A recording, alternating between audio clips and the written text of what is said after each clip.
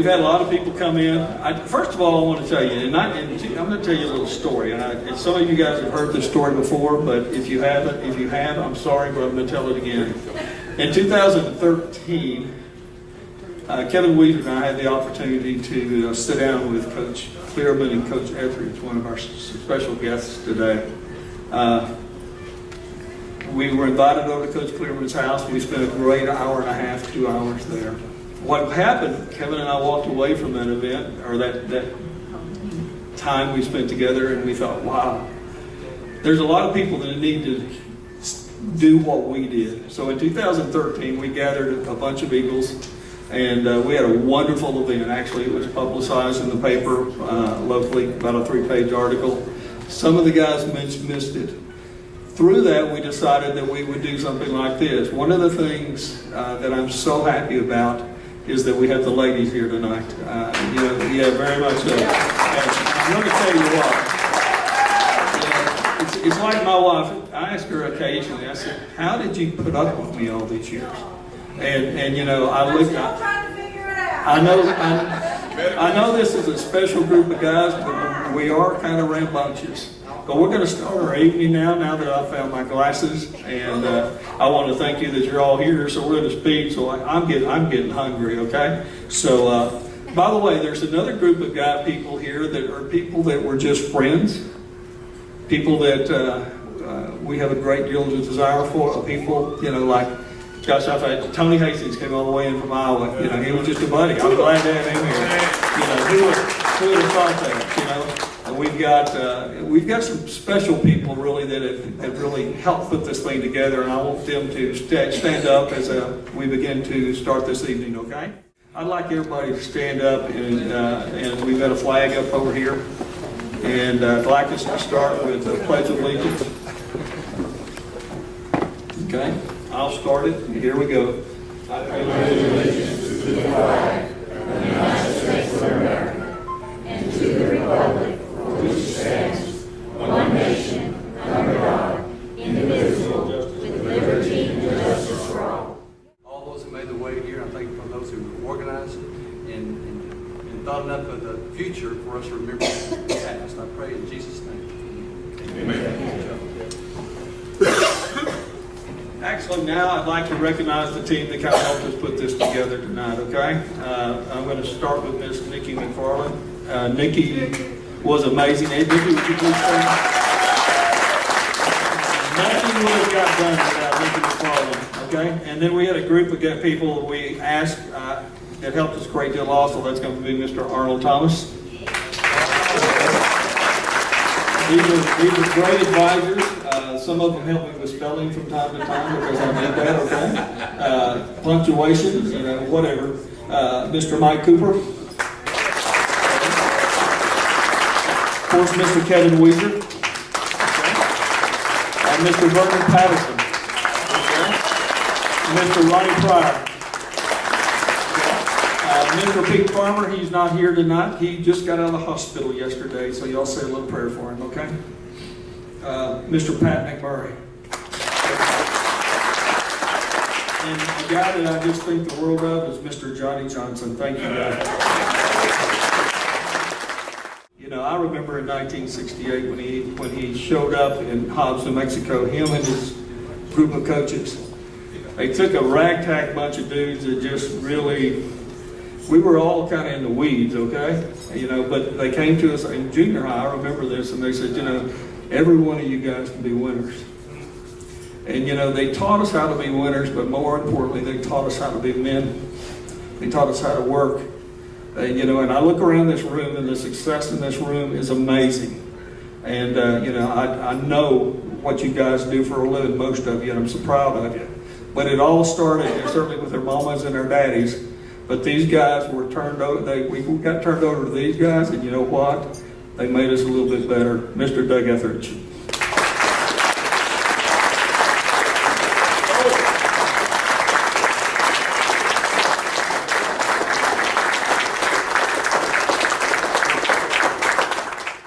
I'm not going to stay up here very long. He told me 1 minute at the most.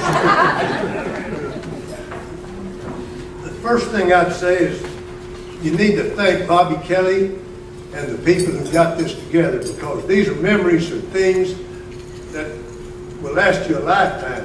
In my case, you know, that's not very long.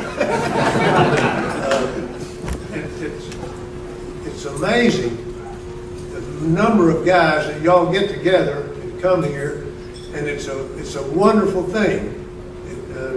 You just need to think, Bobby, and appreciate it. When I go to high school, when I was in high school, we have a high school reunion. We have one lady that does all the calling for our high school group, and right now there's only about 19 of us left, so she doesn't have near the problem that Bobby does. When there's a lot of teams and a lot of people to get a hold of. These memories that you have are something that are just wonderful. That you have such things and time to spend, and you have a guy that would go and help you, and you just don't know how much we enjoyed coaching the guys at Hobbs. You had a great attitude. You worked hard. You spent time doing it. You studied. Your parents, and it's amazing the impression that you leave on me and other coaches, and it really helped me and our coaches, Coach Ken Clearman. You know, Ken a lot of you know Ken as a basketball coach, and know him as he came as a sophomore football coach. Ken went with me in South Texas. Ken became the defensive coordinator, and he did a super job. You know, I'd hate to mention this, but you know, in the state of Texas, you can have at that time 5 playoff games, and Ken was a defensive coordinator on some teams that out of 20 games, we had an opportunity to play 18 of them and won 15 of them. And Ken did a great job for us down there. That has nothing to do with y'all, if you understand that. But y'all gave us the inspiration, the way you played, the dedication that you had, and helped us knowing what to expect of the next group of guys that we had playing. For that, I would thank you, because you had the kind of attitude that it takes to win championships, and that's what you did. And once again, you can't compare teams, but you guys were as good as any group that we ever coached. You played as hard, had as good an attitude, did the kind of things that it takes to be champions. That's why I'm really proud to be part of this group.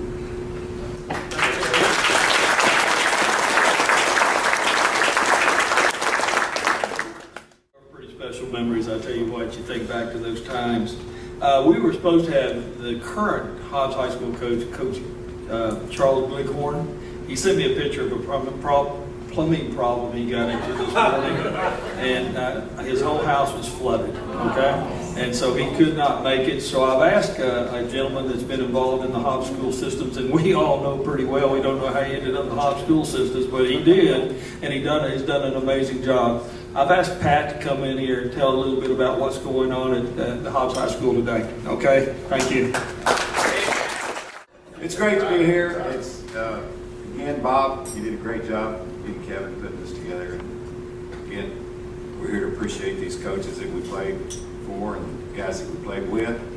I have been with the Hobbs schools until I retired. I was with them for 36 years. I was a principal at the 9th grade school for the last 10 years. So during that period of time, I was on the committee to hire a new football coach. and we interviewed probably 3 or 4, and Coach Gleghorn made a great impression on us, what his plan was, what he wanted to do. And a lot of it has to do with what Coach Etheridge did. Involve your junior highs. Have your junior highs run the program that you run and oversee it. He coaches his coaches. And this will be his 4th year coming up. He runs a spread offense, a no-huddle offense. It's just, y'all seen the spread offenses, how fast they go. Made the playoffs last year. This year he had a few bumps and miscues a few times. It cost him a few games where they'd have been in there. And talking to him this year, I know he's got 4 quarterbacks that he's looking at. One, he had a junior start this last year, but he's also got a sophomore that's really playing well, and he's got a 9th grader, and I think you guys remember Bruce Hardison. Yeah, his grandson is a 9th grader, and he's a good quarterback. So he's got things are really looking up with what he's doing. Also, I'm on another committee. They put you on committees when you retire. And I'm going to pass out and let you just look at them. Don't put this on Facebook because the Hobbs people in Hobbs haven't even seen it. So it's a facility improvement plan, things that they're going to do to the gym. Just real quickly, as you look at it, they are looking at building a new Tasker Arena. Now, again, a lot of people, well, that's like getting rid of the pit in Albuquerque or something. And if you remember where tennis courts were, that's where the new Tasker Arena will be. And when you look at these pictures at the football stadium, they're going to move the home side to the east, to the west side, so everybody wants to sit in the sun. So it's a real new concept. The practice fields, they're behind us now. They're on the east side of the stadium. A new soccer field will be over there. They'll move the tennis courts out to the Taylor Ranch area. The schools bought that material. And it could be a bond issue, around $15 million or some surplus money that they have. They're not sure. Of course, the oil kind of went down when they first started doing this, but it's still, since I've been there, I think we filed one bond issue in 36 years I was there. So the Hobbs people have been real supportive of the Hobbs schools. So I'll pass these around and let you look at them and turn this back over to Bobby. Thank you. Guys, I think a lot of you guys don't get back to Hobbs, New Mexico very much, but when you drive around Hobbs today, there's new schools going up literally everywhere. Back where the Toogies was, they've got a brand new elementary going up there, so a lot going on in Hobbs, New Mexico. We're actually going to start dinner now. One of the things that we're going to do is we're going to have an audio of Harry McAdams. The game that I picked tonight is halftime. I'm going to kind of set it up for you. It was the 21-21 game that we won on penetrations in 1971.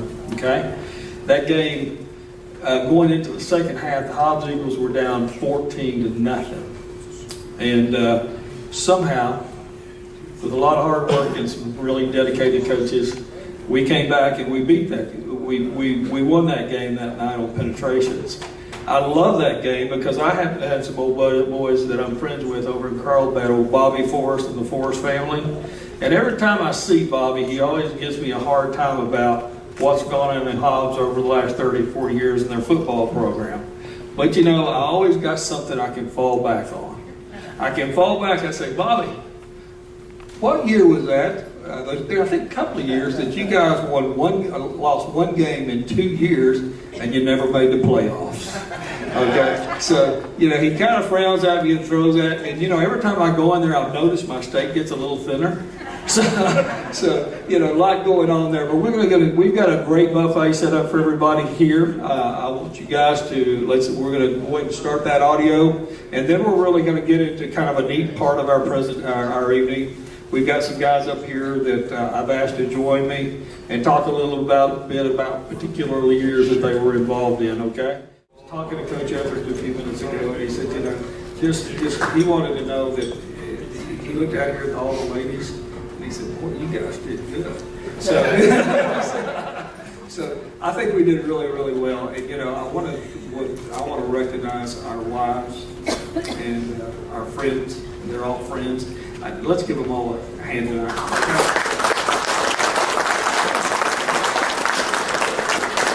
we're going to get started now, and actually we're going to start with actually Mike Cooper is going to talk a little bit about 1969. I think that was before I was born. But Mike, come on up, okay?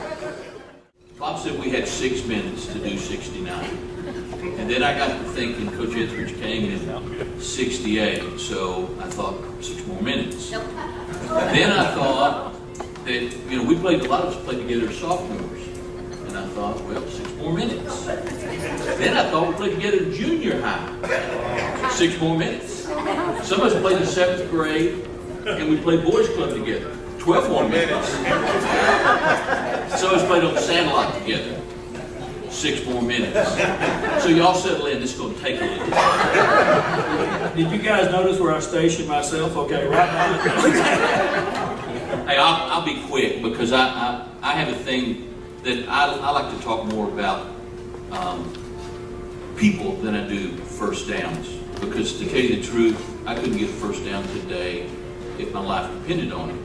But people are important. So in 68, when we were sophomores, Coach came to town brand new. He didn't have time to go to the junior highs to tell people how to run the plays. And he came in with a brand new program and went 9-2. That in itself is pretty impressive. Coach Etheridge, Coach Ellis, Coach Tone, and all the other coaches. The sophomores, we went 18-0. And I'm gonna read you just some of the guys that played at that time because you'll remember those because as a kid, you're thinking about those guys. You're sitting in the stands wanting to be that guy. So here's the most important list of names that I'll read about 1968. Nix, Brown, Spiegel, Box, Bach, Denton, and Howdy. And that's not you, Dick. Who is that? My sister. That's the cheerleaders. See, your priorities change when you get older. And when you get older. So, anyway, looking back at 68 real quick, there were people like Tommy Fields, Kenny Baird, ring a bell, Tim? Gary Dilworth, Bob Skinner, Ed Jeffers, Johnny Thomas, Dennis Journey, Mark Hewlett, Clovis Ratliff, Charlie DeJarnett, Larry Chambers, Kenny Pettis, Doug Hinkle, Bob Hubbard, Brent Wilburn, Bill Heckert, David McCall, Larry Ratliff, Lupe Carrillo, Willie Sessions, David Parker, and Greg Edwards. Those are guys when we were sophomores or you were 9th or 8th graders that were out there playing the game. They went 9-2, and that in itself is pretty impressive. By the way, I'm going to break and pause a couple of times. Roy's not here tonight, and I wish that he was Roy Cooper so I could apologize. Because several times over the years people know that I'm from Lee County, and my name's Cooper, and they just assumed that I was one of the ranching people. And there's a girl named Jimmy Ellen over in Tuscaloosa that if he ever runs into her, I just need for him to know that I didn't intentionally want to get him in trouble. Did you tie her up?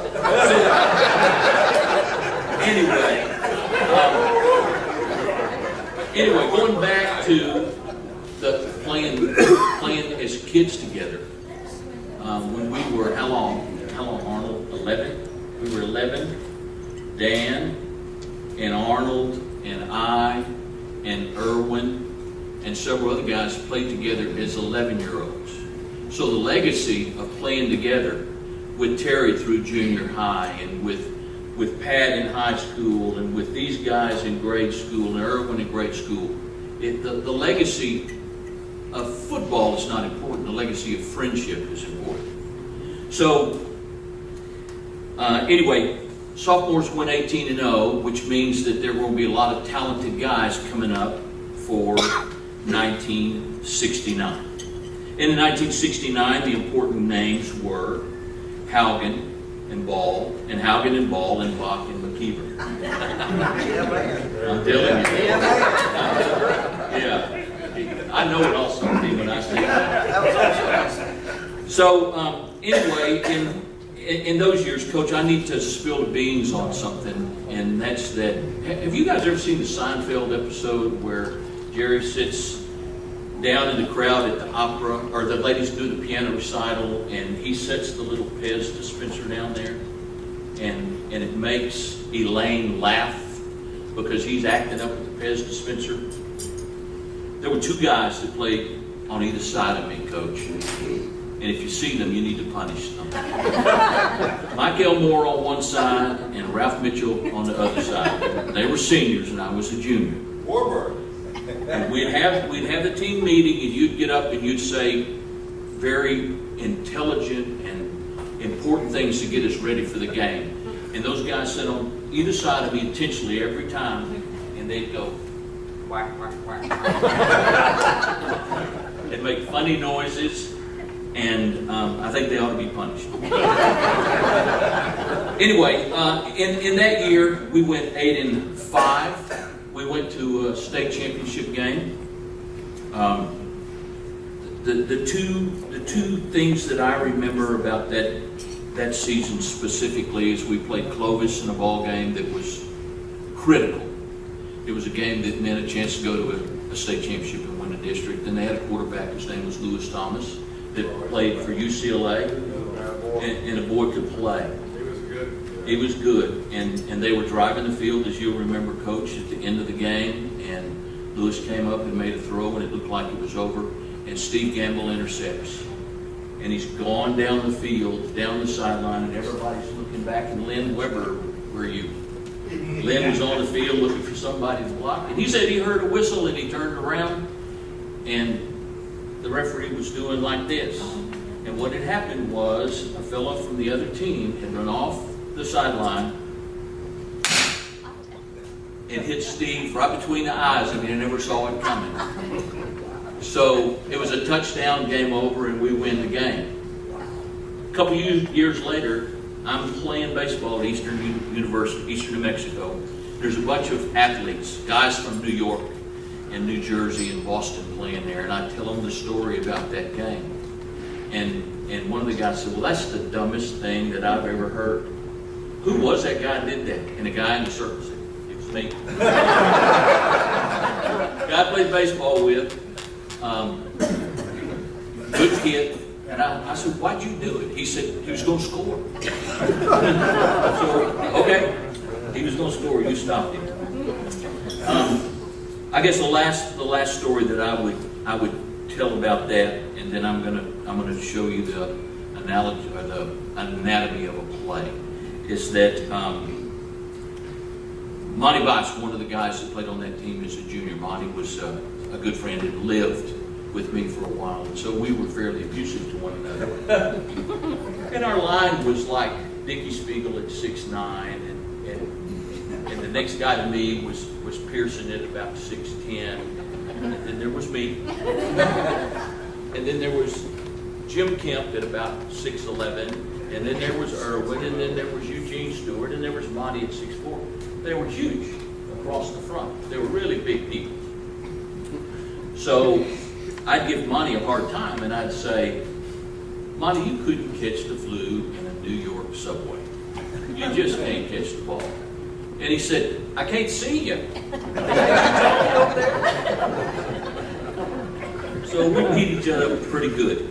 The last thing I would say is I want to talk about a play for you guys that haven't been around football, you wives, and people that have learned. We had a play. It was called The Trap. It was 332 was the play number, and in that play, each person had a responsibility. And now that I've looked back and analyzed some of those positions, Terry and Kenny and some of you guys have played quarterback.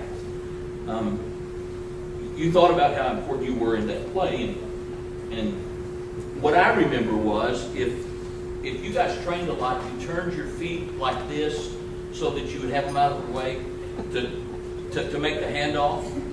If you remember, Coach, you told us. I remember being with Coach Ellis, an offensive lineman, and looking down there. Y'all remember the movie, The Karate Kid, when they did paint the fence and wax? That's what these guys were doing. You look at the quarterback. They're doing like that. trenches where the big men lived, there would be grunts and groans and pain and pillage and murder and all kinds of craziness going on. But I'd listen out toward the wide receivers, because they would be kind of split out there. Sorry, Nick. I'd hear those guys, and the words that you hear out of those guys were, "Stop it! No, use it." And the defensive backs and the wide receivers would be really going out again. And the centers, they just thought, "Snap the ball, I got my deal done." Irwin, when he was over there, would block down, and the strong tackle would block down, and Monty would just hope they were going to throw him a pass, and somebody would run through. But the important thing that you need to know is the guy making the trap was really the most important guy on the team. It was the most important position. It was kind of like the sun is to the solar system. Everything rotated around that particular position, which was the point guard. The point guard was kind of like the Genghis Khan of his time. In fact, in the movie The Godfather, they changed the verbiage because they didn't want to offend anybody. But originally, the line was, "Send him a quick guard that he can't refuse." It's a legendary position, and so the quick guard came across when the defensive lineman would see those guys block down. He would step across the line thinking, "It's me. I'm going to make a play." And the quick guard. How many quick guards we got in here? 1, 2, look at them. Assassin. Assassin. Slow guard. And the quick guard's job was to catch the guy stepping across the line from the other team who says, "I'm here to make the tackle." And your job was to come right through his ear. And so even at my size, I was brutal. They beat him up, and the one play I remember so well, Sam Henderson ran. If y'all remember, Sam used to carry the ball rather than his hand or tucked in. He carried it like a watermelon underneath.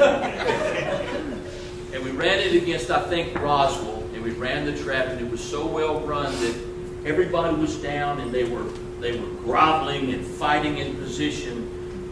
And they started looking for the ball, the referee and the players. And we looked up, and Sam was about 50 yards down the field by himself. So anyway, the last thing that I'd like to say is that I met a man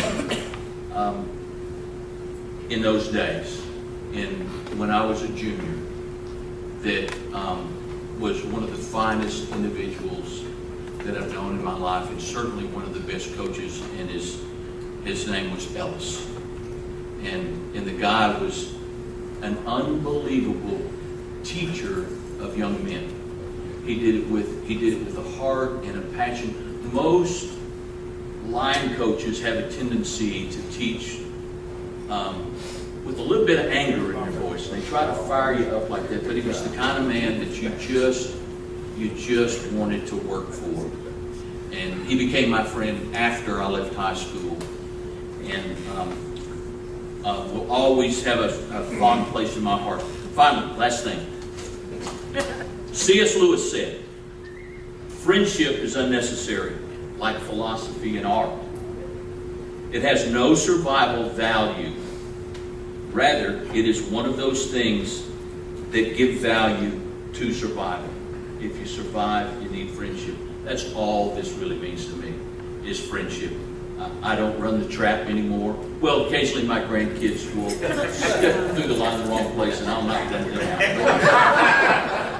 I love you, my friends. Thank you. That's going to be pretty hard to top, okay? Arnold, I'm going to ask Arnold Thomas to come in next. The thing that I think about Arnold, I'm going to say something real quickly. Arnold was when I was a sophomore, he was a senior. he's one of those guys that I just thought, well, that's Arnold Thomas, man. He was a kicker, you know, we thought about that. But I tell you what Arnold has done. He spent his whole life working with young people. And he's done an amazing job. He's been involved in kids in school for how long, Arnold? Over 30 years. So he's done an amazing job. And they did make a great point here.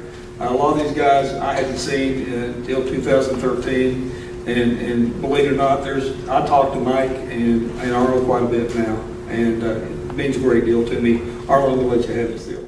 Hard to follow there on that. First of all, I'd like to thank everybody that's here tonight, especially Bobby and Nikki for getting a lot of this going. But mainly thank you all for being here tonight to pay tribute to these men sitting over here. That, you know, to honor them, but more importantly than their coaching abilities, were their leadership, their guidance, their life lessons they taught us, and that's the main thing we're here for. And on top of that, all the time they're doing that, they're sacrificing being time with their families and their kids, except the majority of them kids grow up in the gyms or whatever around them. But it was certainly, we certainly appreciate all that you've done for us. I'm going to try to be kind of brief and summarize this, touch on a few things. Mike, I'll touch on a few things that Mike also touched on. I want to go across a few things. But first of all, you know, how do we win a championship? Well, we dedicated ourselves. We wanted to work harder, set a goal to win it, do these kind of things that everybody does. And if you'll know, at the last one we had, and then the newspaper clips and stuff, it called it the perfect storm. That's what I termed up as the perfect storm when the state championship came in. And in order to have a perfect storm, I know you probably remember the movie with George Clooney and Mark Wahlberg.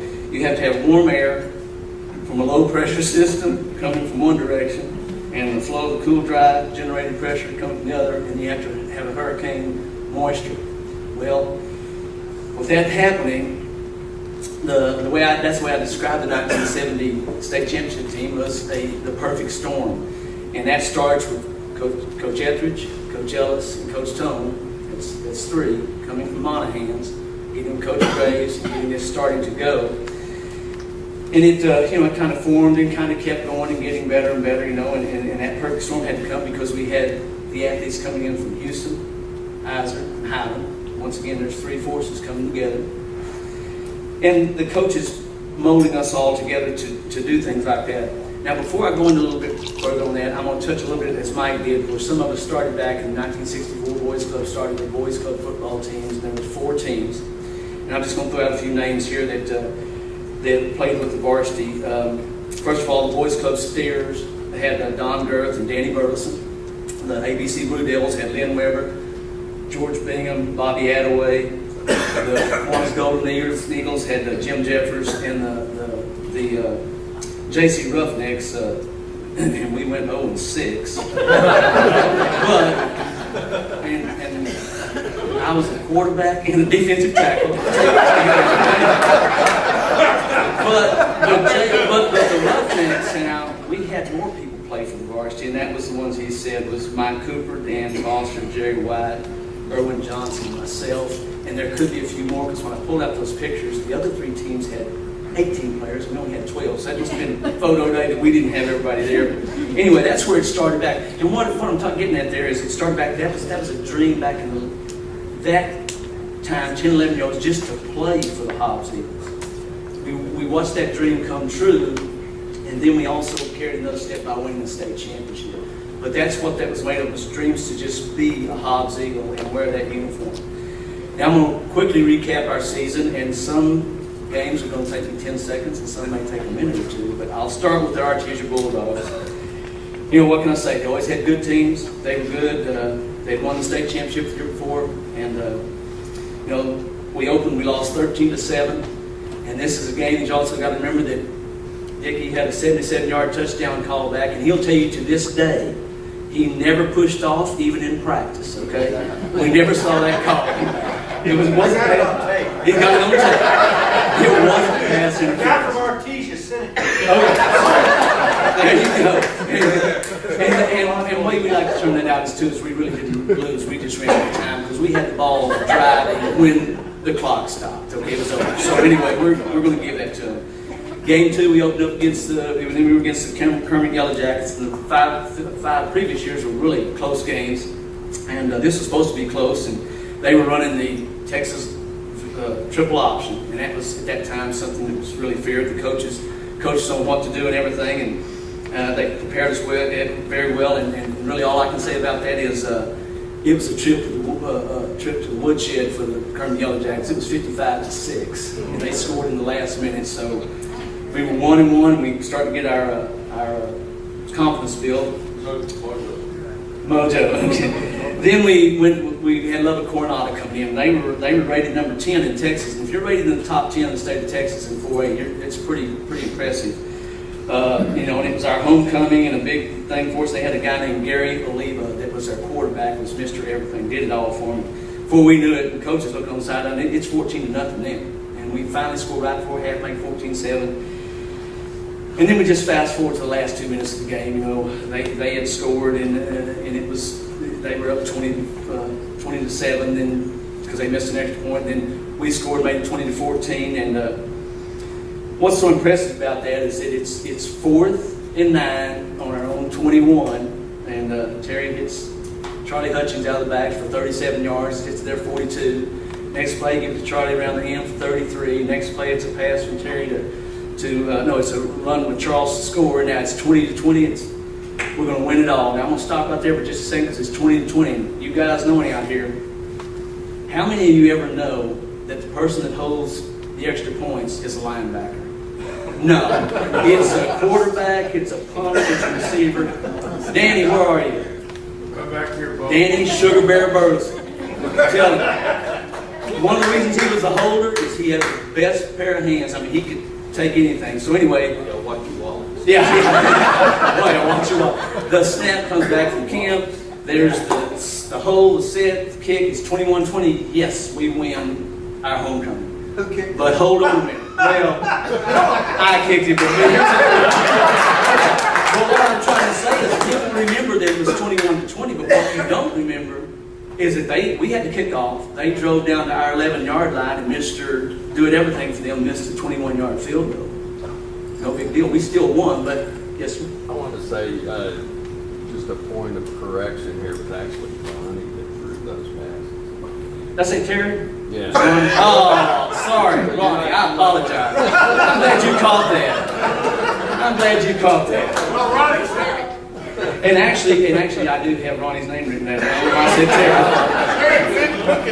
Anyway, you know how that goes. Anyway, that was a storybook ending to our homecoming. I apologize, Ronnie. I got some comments about you later anyway. So.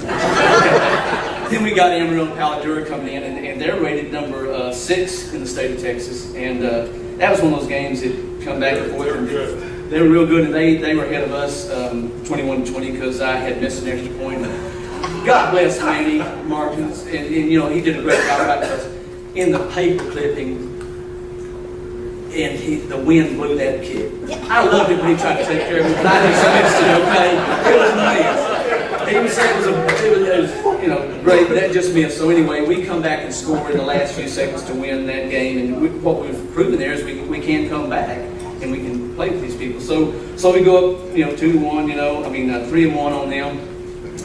And the other big thing about that is that nobody knew what was going on because after they scored, they scored to go up 21-20, they had to kick off to us. Ball goes out of bounds on the 10. None of us, nobody in the stands, knew what the heck was going on except Coach Etheridge and maybe the coaches because he used a little known rule that if you kick the ball out of bounds, you can penalize them 5 yards and kick again, or you can take the ball on the 40-yard line. So he takes on the 40, the whole stands, they don't know what's going on. We're like, okay, we've got 60 yards to go.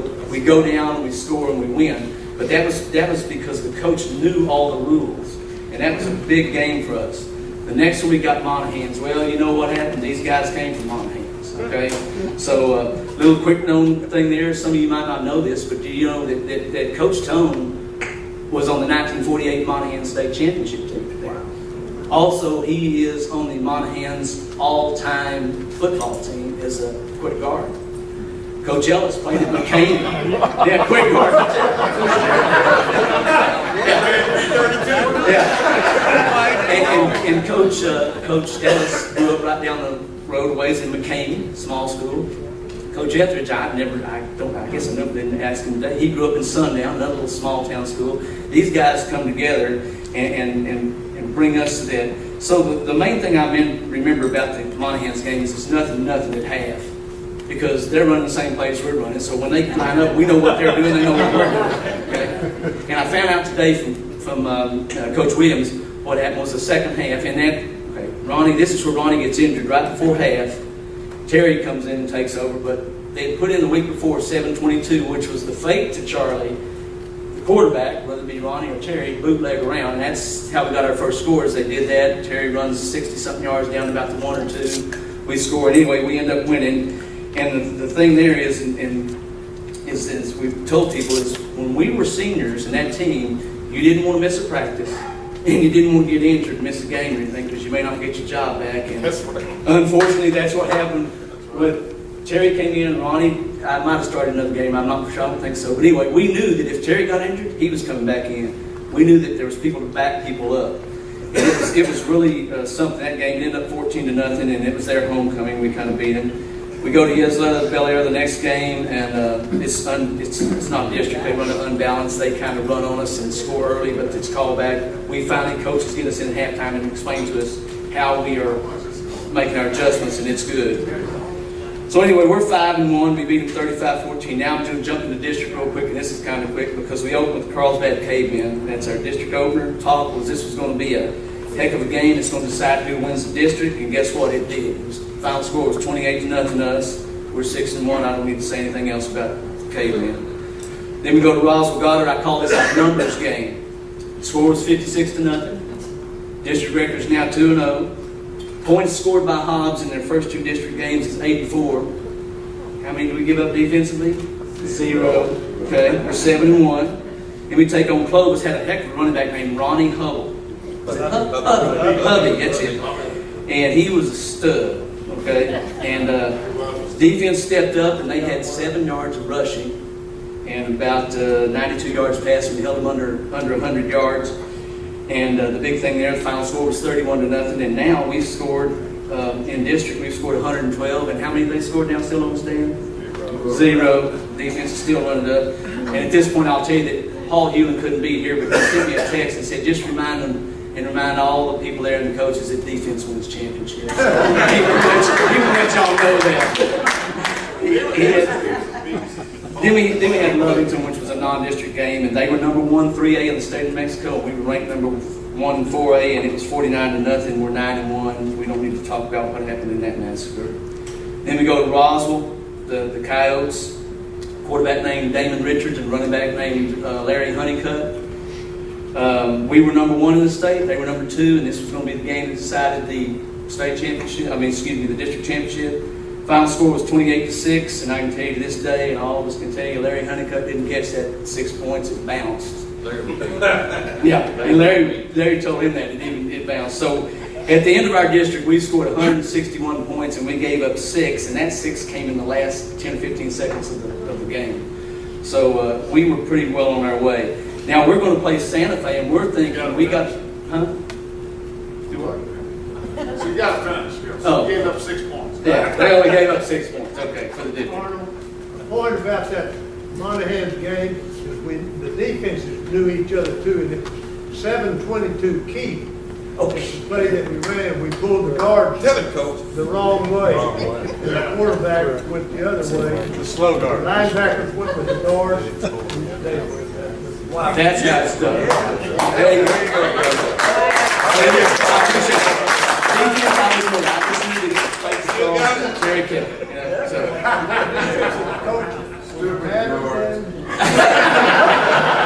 Well, now, the defensive coach was with you when you left there, wasn't he? No. Okay, but the guy that took over was the head coach. Okay. Yeah, okay. Anyway, we go in to play the semifinals, and we're thinking, well, first of all, we got to get by Santa Fe, but we're thinking we're going to play Artesia again. Well, that didn't happen because Highlands upset them. But anyway, we play Santa Fe, and it's a close game, 21-16 the last couple of minutes, and then we score a couple of late late ones to make it 35-16. But the most important thing I remember about this, and touch on a quick story, is right before halftime, we're getting ready to kick a field goal if we need to. We don't have to. Throw the shoe off. We come out in the second half. We scored. Can't find the shoe. We don't find the shoe the rest of the night. We have my square-toed kicking shoe. We don't find it. But we don't have it the next game. And, you know, and the story goes is finally, Chief told me years later he had ran into somebody and a cheerleader had stolen that. They got it bronze, and it's in their trophy case as a semi-final trophy thing. So one of these days I'm going to go to Santa Fe and see if I can't get that shoe back. That meant something. So that's the story on that. The championship game, what can I say? 1970, that game on Thanksgiving Day, and every Thanksgiving I just think, okay, 30 years ago, 40 years ago, we played on Thanksgiving Day and won the state championship. This was a great day for the players, the coaches, the fans, the cheerleaders, the band, the city of Hobbs, because we brought a state championship. Final score was 20-0. You know, some accomplishments there. Individual was Coach Etheridge was named the Coach of the Year for New Mexico. We had some people make some, and another quick thing, I know most of you know this, but in case you don't, and this is hard to do, this man has won a state championship in New Mexico and in Texas with us in 1970 and in Port Nature's Groves in 1975. So that's hard to do, to win it in 2 states, and that was really remarkable. Speaks of him and his ability, and Coach Clearman was with him to do that too. You know, we had a few other accolades. Charles Hutchins was the Offensive Player of the Year. Offensively, Dickey, Monty, Eugene Stewart, Irwin made All-State. Defensively, Paul Coy, Jim Jeffers, Tim Baird, Henderson, Frank Kemp, and myself made it on the defense side. But in my mind, the All-State team should have been the Hobbs Eagles, because we were very. That was most of them. Well, it really was. You know, and in closing, I'm kind of like Mike. I just want to mention that, you know, winning the state championship was great. What a great feeling. You know, talking to Vernon today, he said, yeah, he wanted that feeling again because he wanted it in track. But what's more important than that is the friendships, the 45, 40 years, 50 years we've been together, and we show up and we go back and we reminisce. And we'll probably have another one of these, and we get together, and there'll be more people we know. But, you know, the thing there is we all came together. These guys brought us together. The fans, some of you people are here that didn't play, but you were in the stands rooting for us. Just things like that. It's that type of thing that brings us together. And believe me, in closing, all I can just say to you is once an Eagle, always an Eagle.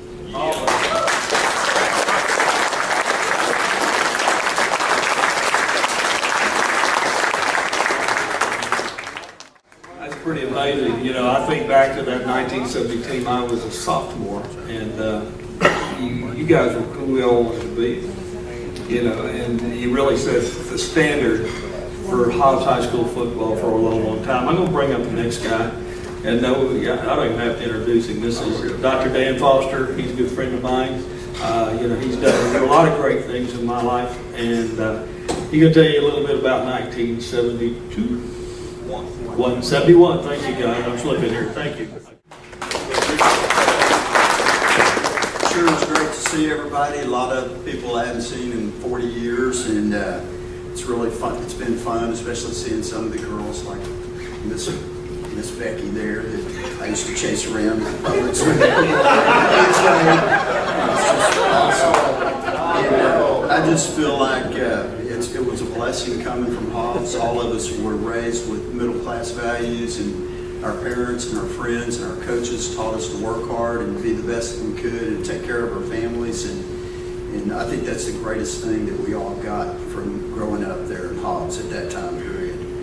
And some things I remember from early on, I remember back at Highland Junior High, about half of us were chewing tobacco at the time, and we had this coach named Coach Baird. Well, he caught us chewing tobacco in the locker room, and he made us all lie down flat on our backs before practice with chew in our mouth, and he would not let us spit until we all got sick. So he cured most of us from it. And I'll never, it's great to see David Sage, my old buddy. I hadn't seen him forever. David and I used to ride to school together every day in high school, and he paid me $2 a week to pay for gas. Yeah, and that bad, and it covered it. Yeah, it was. It covered it good. And the other thing I was thinking about was just like some of the people that we grew up with there in Hobbs, that skinny, red-headed, freckled-faced FFA boy that was here last night that won all those world championships, and then his kids are doing the same thing. And then just think that head of NASA came from Hobbs, Wayne Held, who was in our class there. And that was when they were sending people to the moon and everything, and a boy from Hobbs was running the show back then. That was pretty amazing. Well, getting to football, I think that most of us would feel like, in a way, it was a disappointing season. We didn't win state because we had pretty much the whole team back from the previous year, a lot of the key players. But I mean, it was still a very good year. We had a lot of talented players. We had a huge offensive line. We had an excellent quarterback, Ronnie, and an unbelievable running back, John Black. And we had guys like Vernon Patterson with elite speed. I mean, it was a very talented team. Some of the games that I remember are Monaghan's again. That was a big, tough game. They were a well-ranked team. And then, of course, remember the Clovis game playing against Ron Hovey again. Everybody on defense, that dude was hard to tackle. He was built like a refrigerator. He went on to play at A&M and had a good career. Played with Paul Hewlett there for a few years. And, of course, going off and losing the game at state, I think broke all of our hearts.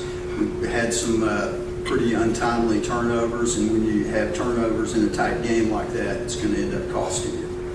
But overall, I mean, all of us feel so blessed to have come from Hobbs and played together, and I'm just so thrilled to see everybody. It's just awesome. Thank you. I'll try to keep it 6 minutes.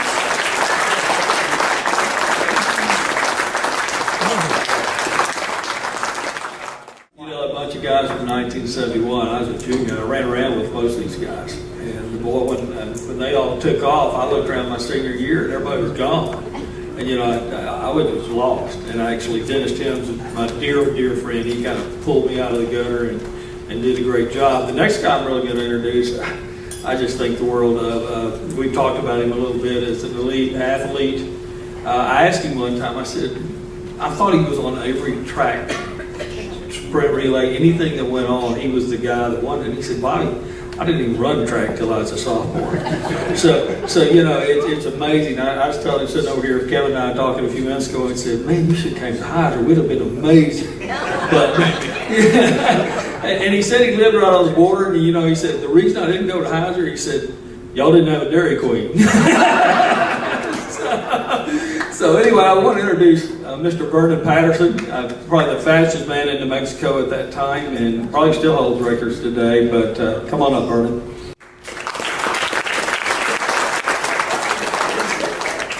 Good evening, everybody. First of all, I'd like to thank the committee, Bobby, Nikki, Kevin. Man, you guys have done an awesome job.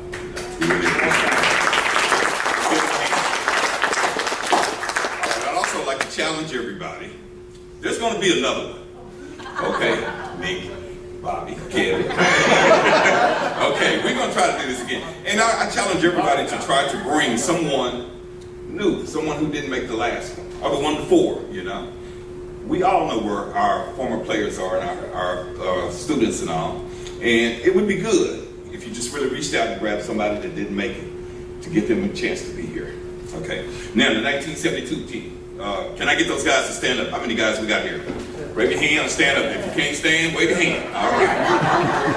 All right. That is the last team to win the state championship in football. My guys. Okay. Now, when the season started out, they had Albuquerque, West Mesa, Las Cruces, Mayfield, Carlsbad. And then they listed Hobbs. They say you could throw them all in a hat and shake it. And you're going to figure out who the champion was. In the end, it was us. All right. Ray Bars played for West Mesa. He had rushed for 2,000 yards in previous seasons. They say, couldn't you get 3,000? We shut them out, 28-0. Yeah. Our defense came on at the beginning of the season. We played Lovington first, 37-0. We began with 2 shutouts. Had to beat the 70 team, I think. That's about the only thing we could beat them in. I tried, man. I looked at all the stats. I said, God, man, that 70 team, they got us here. Got us there, got us here, got us here, got us here. Every category, man. That 70 team was awesome. And we began with a new head coach. You left it in good hands. Your system worked. As Tommy Garrett said, same plays, same offense, same defense. Yeah, we put it together. We had to change the backfield. We lost everybody.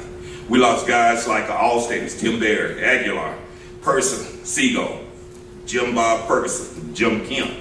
We also lost Pryor, Foster, Whitley, Black, Sage, Gray, Barker, McMurray, Frederick. These were all guys that started on the previous team. So they had a lot of holes to fill. That's a big job for Coach. But he began first by putting his staff together. He added Coach Williams, Coach James, Coach Ellis remained. That was big. His next challenge was to replace he replaced all the All-Staters. Our rock-hard defense shut out the first 2 opponents, as I said, Lovington and West Mesa, and then we split the next 4 games with the Texas teams. We beat Monahans too. That's 3 in a row. All right. My most impressive game was the Odessa High game. It was losses. Losses meant more to me. Those were the ones I remember. The wins came, so we won all the time, it seemed like. But the losses. We lost to Odessa High. And we also lost to Lubbock Monterey. Close games, but we lost. After that, we went into district play. We took it all away. And then we got to play Albuquerque Highland for the semifinal game. The defense stepped up again. Defense does win championships. 28-0. 21-0. Let's give them that. Okay. Now, I look at our team, and I realized we were a team capable of striking from anywhere. We were a big play team. We had Greg Hutchins. He returned the kickoff 100 yards. Unbeaten, untied. You can't do nothing with it, yeah. Okay? George Bingham passed to Dwayne Cunningham, 85-yard touchdown.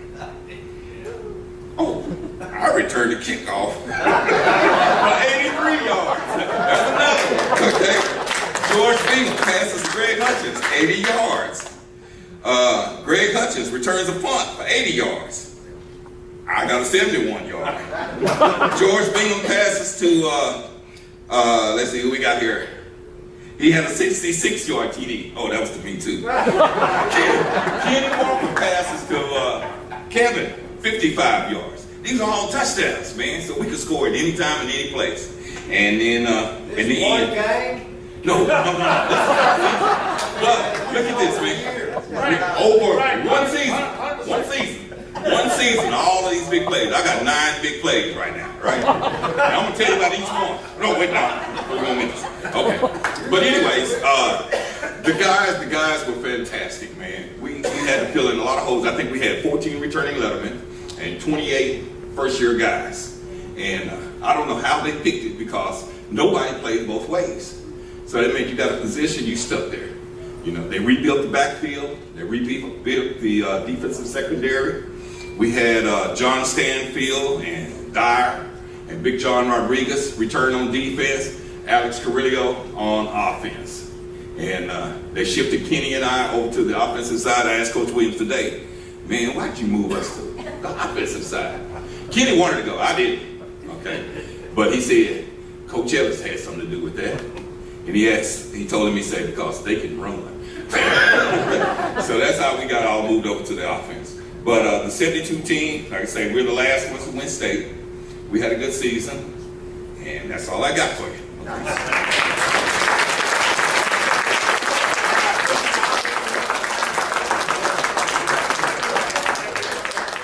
That's pretty good budget. You know, we kind of go down this list of years. It's amazing the teams that you guys put together and we're a part of. I think I go back to one thing that you hear time and time again: just work ethic. And we continue to do that in our lives. And I think that started with these gentlemen over here. Okay, next guy's going to be Mr. Johnny Johnson. That I want to talk a little bit. Johnny's got a similar affliction to Arnold and I, if you guys notice. Okay, But he's going to talk about 1973. That was a team that actually went to the state finals, and I'll let him go from there.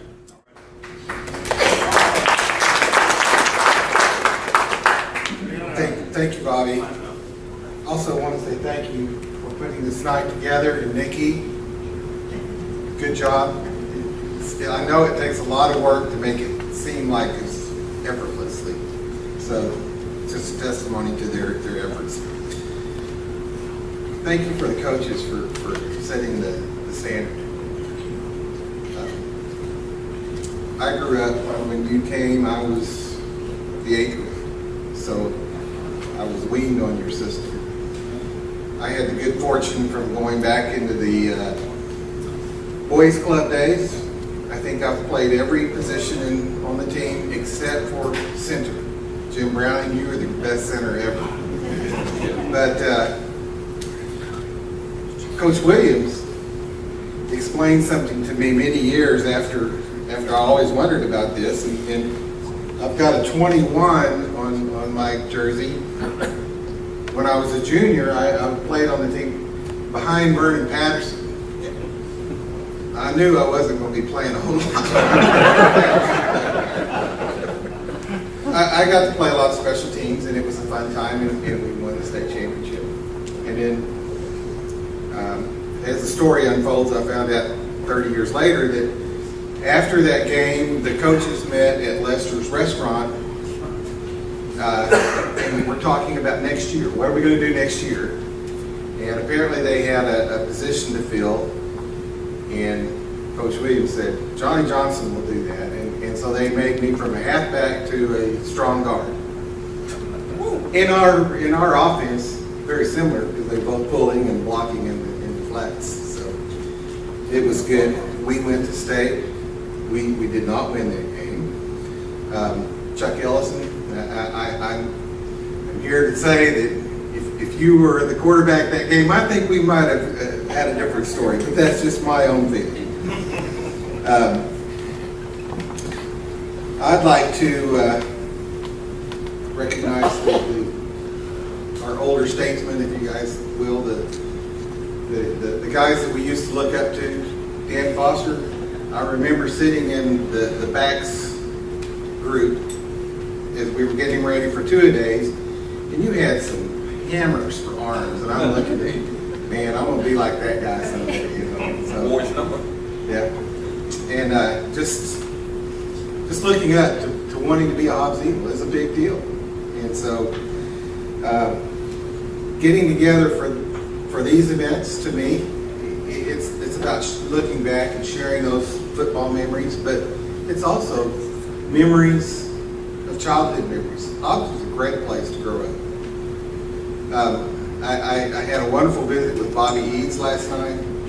We talked about, when I first moved to Hobbs, we were next door neighbors when I was 4 years old, and we talked about some of the silly things that we did as children there. And I got to speak with Greg Mullinghouse, which he moved out of high school, or out of Hobbs during the high school years. A couple things that to me are, I call them flashpoint memories. There are things in life that I think each of us can look back on and you remember it like it was yesterday. You remember what it smelled like, who was there. It was just that way. And my football days were full of those flashpoint memories. I won't go through each and every one of them. Just the big hits that you might have had. Steve Dyer, I told you last night about a goal line stand against Clovis. This is when I was a junior, but one of my special teams, I got to be on the goal line defense. And we were up 6-0, and the game was last couple of minutes of the game. And Clovis had the ball first and goal on the 1 yard line. We stuffed it. Steve Dyer stuffed it. On the third play, it was 3rd and 1, and they sent the fullback in. And Steve met this guy right at the line of scrimmage, and it was like he ran into a tree. And he bent over backwards. That made the difference. That was the difference. So, and I've always been impressed with that.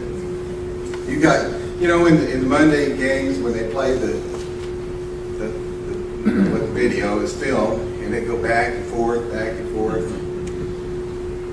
They must have gone back and forth over that play about 10 times talking about it, what an impressive hit that was. So that was good. Flashpoints to me also too, the universal weight machine. Now I see all these, a room full of exercise equipment, and we had a universal weight machine. We also had stick wrestling. It's Foster wrestling. Yeah, those things. A quick story for me is personal on universal weight machine. So as a sophomore coming into just graduated from junior high, and my goal was to be in football shape at the first day of 2 weeks. And so I ran sprints. I'd run a house length and walk a house length all the way to high school, and then lift weights and then jog home. And so the first day, I'm up there, and I knew all these coaches that were I didn't know which ones they were, but I knew that they were varsity football coaches. So I'm going to lift weights, and they're watching me from across the way, and I get on the bench press, and I put it, 140, 150 pounds, and I could not budge this thing, and I wondered about it, and I put it to 120, and same thing. And I dropped it to 100 pounds, and the same thing. And they're kind of snickering at me, and I'm feeling like, oh man, I might as well, go try out for the band or something. And then they came over and said, well, son, are you having some problems? And I said, well, I thought I could at least do this. And then they pulled a nail out of the bottom of the whole stack. They had me. I was the first chunk.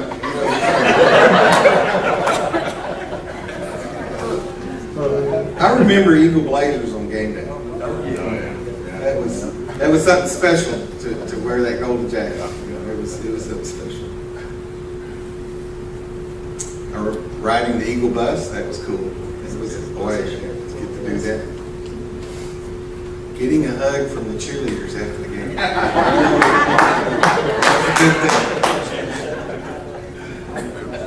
How many guys remember the Mud Bowl in Roswell?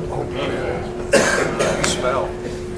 That was a game, you couldn't even see your number at the end of the game, and we were winning, so they were substituting, go in and play tight end, What if they do? What play? Just go play. It was a fun day. I remember practicing, and the saying that Coach Tone had, perfect practice makes perfect. And he was a believer in that. And we had perfect practices. And then getting ready for our our district championship game against Clovis, and the stage was set we would win a game by 1 or 2 touchdowns, 3 touchdowns, and then Clovis would play the same team the next week and blow them out 40 to 10. They're just wearing them out. And so poor Hobbs is up for a shellacking coming up. We didn't think that in the practice. We had the best week of practice ever. We went into that game. We had 450 yards of offense, and they had under 100. But it was 0-0 with 4 minutes left in the game. And our defense over-pursued on one, and it went to the left, and he went all the way around to the right, and we lost that game. To me, that was one of those memories that maybe I don't ever want to forget, because to remember how hard you worked for something and then it just didn't turn our way.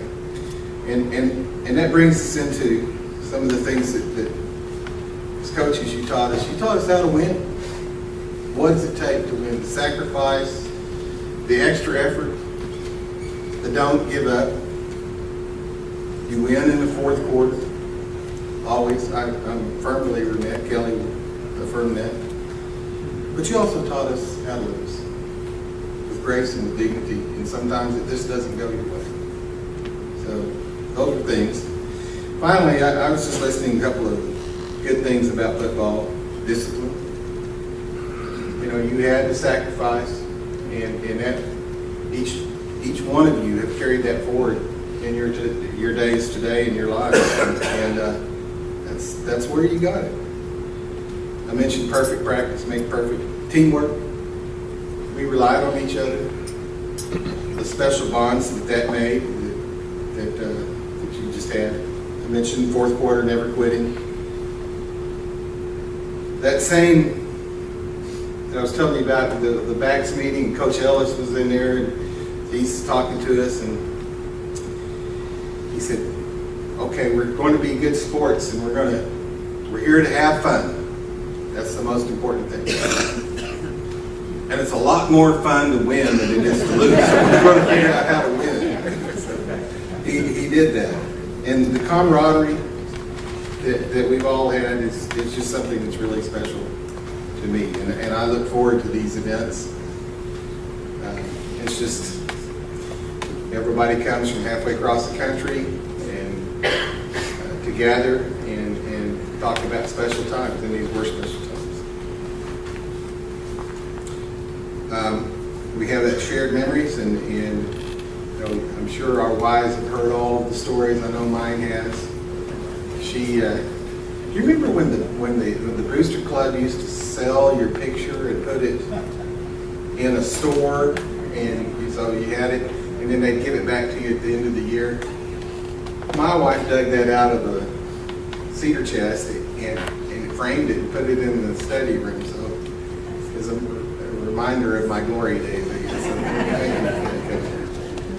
So just in wrapping up, I just wanted to say thank you for everybody that came here. Bobby, thank you. Nikki, thank you. Coaches, you've made a difference in a lot of people's lives, and we would do you proud. Pass that on. So that's what we're trying to do.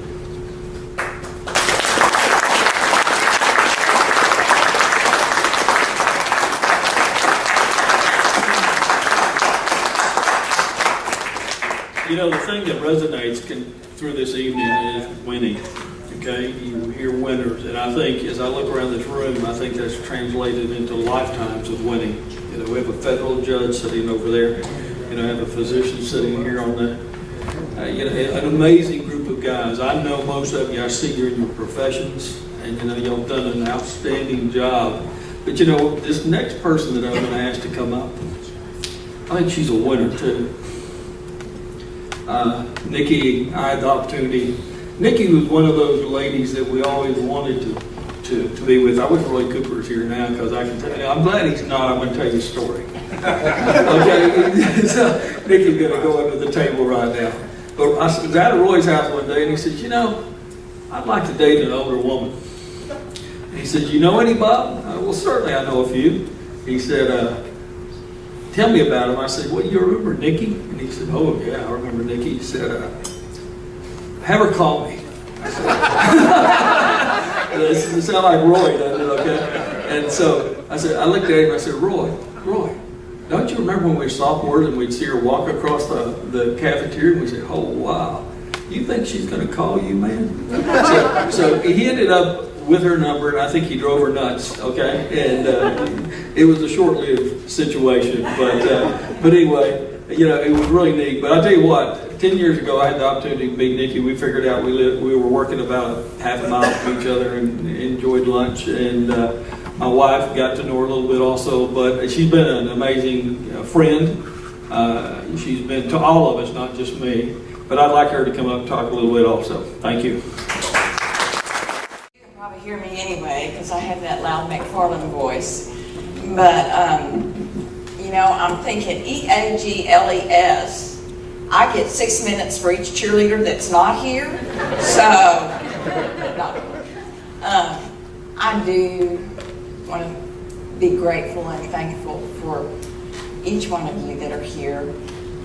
You know, we're so blessed to have been a part of the community in Hobbs, for me to share in these precious memories that the guys are talking about, to witness that loyalty, that teamwork, that passion, that drive, it was contagious for all of us. So I'm grateful, I'm blessed to have those in my memory bank, and I hope you are blessed tonight for what we've shared this evening. I do have a few thank yous. Today we had a wonderful day with the ladies. I want to thank Debbie Callum. She opened up her store. We had a fashion show. We went next door and had a glass of wine and just totally enjoyed being girls and had lunch together.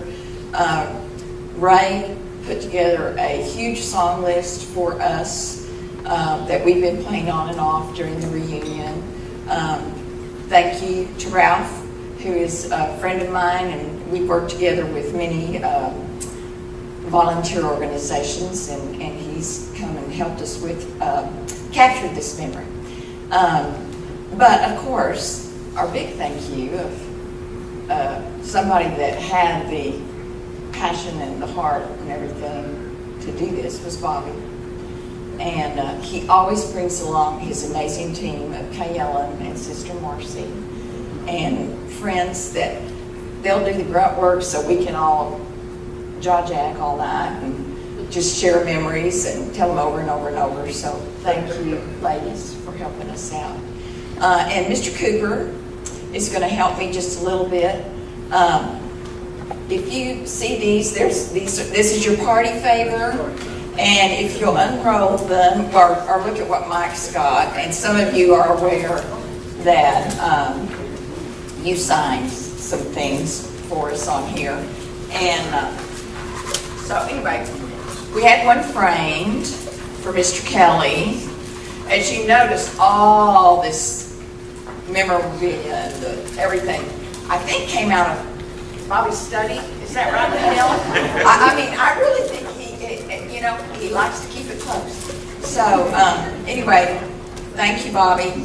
If you didn't get the opportunity, see Mike, we want to make sure that you have signed it. You want to pull it out. And that's what the little collages look like. I think you'll recognize things on there like the Golden Gorillas, some plays on there, all the coaches' names are on there. Every team member's number is on there probably multiple times. Those state playoff games are there and the scores. So it's just a little something for you to remember tonight and remember where you came from. I'll come see you guys. Anybody that hasn't signed it, Nikki, by the way, thanks for not going before, because I want to tell you, he and I are together now. So who hasn't signed this? Okay, we're going to move on to kind of the end of the program. This was a kind of a hard part of the program for me. And I talked with the team about this part of the program because there's people that we wish were here and they can't be. Not because they didn't want to, but because they're gone. If you look around this room, we're not getting any younger guys, okay? So I think what's really amazing, we do get to share this. I'm really in a unique position because I have the opportunity to travel and see a lot of these guys, and it's really amazing. And as I thought about presenting this little piece of the program, and I had some direction and some help, I thought about mentioning everyone, whether it's a player, a coach, a cheerleader, and someone special on our team, a manager. There's more than you would imagine. But so I'm going to do it a little bit different. There's a small video, and it's a guy that you're either going to love or you're going to hate, or you're going to love and you're going to hate. But he was a very, very special part of my life.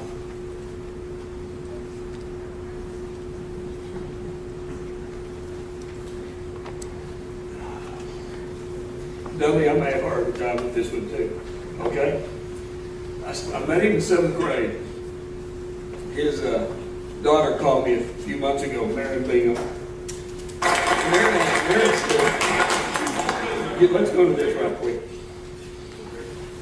Man, one thing, you go out tonight, you fight, you skip. I never played much defense.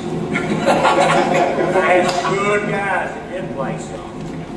But when I got a chance to come in on offense, every play was designed for a touchdown, not a first down. It went from the guard, the center, the tackles, the ends, every single play is designed for a touchdown. It don't matter if it's 3rd and 25. You're going for the touchdown. Let's go. Because I know this man out here behind me, he sent me in on 3rd and 25 points. We were looking for a first down. That's in the Weezer. He laid that arm out there, and I knew he won that one. Wayne Cunningham over there. He could outrun the best of them. He could streak Barney Patterson. I get that up. I say, Barney, can you beat him? I'll be beat. I said, I'll hang it out. So every play is designed for a touchdown. Guys on defense, back them up. Lock them down. That was our quarterback, guys. One of them, actually, he and Kenny Walker led us to that state championship team. And I tell you what, I always remember Kenny and George. They got such a unique relationship. That video was not just for George, but it was for everyone that we've lost. Okay? So what I'd like to do right now, I'm going to like to go 1 minute of silence, and then there's going to be a bell ring for 12 times. And then we're going to go to our video. Just a quick close from me, and then I'm going to ask Steve Whitaker to come up and close us in prayer. Okay, so quiet for 1 minute, please. And that's for all of those guys that are gone.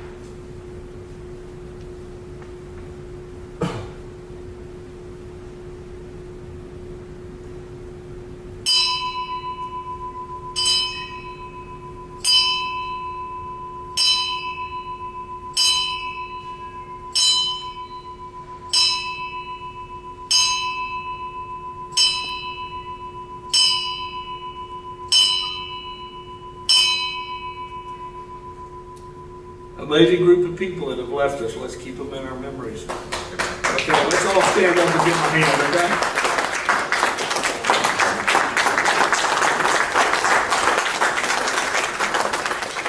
We've compiled a list of every email address and every phone number of every player and friend of the teams. I would like to ask you, is that something that we can publish, or if someone has a problem with that, just get in contact with Nikki or myself, and we'll make sure that it's not, but we do definitely want to publish that, and that way we can stay in front of each other and talk to each other and continue the friendships that we continue to build. Okay? It's an important part of what we're doing today and tomorrow. And I'd like to ask Steve Whitaker to come up and close us in prayer. I'm so thankful all of us had an opportunity to live part of our lives outside of the United States in Hobbs, New Mexico. And with that, I'll offer this prayer. Our dear Heavenly Father, we're so grateful that you blessed every one of us with the opportunity to make wonderful friends and have wonderful memories. And that although all of us have taken different journeys and different paths, gone to different places in life, no matter where we go, we'll always have the common bond of being Hobbs Eagles. We thank you so much that you have allowed people, the coaches and teachers and people in our life that have mentored us, encouraged us to be good citizens and good people, to touch the world around us with goodness. We're so thankful today for the people that have worked so hard, diligently to put this together for us. We ask that you just bless all of these people for the many good things that they have done. Bless the coaches, our friends, the people that have touched our lives and poured into us. We pray that you'll continue to bless us and that these friendships that we have made and our memories will last till our dying breath. We're thankful, so thankful today for the opportunity to be here and to laugh together again, to share stories and maybe even lie a little bit. We're thankful today that you have been good to us. And we just ask for your blessings on everyone in Jesus' name. Amen. Amen.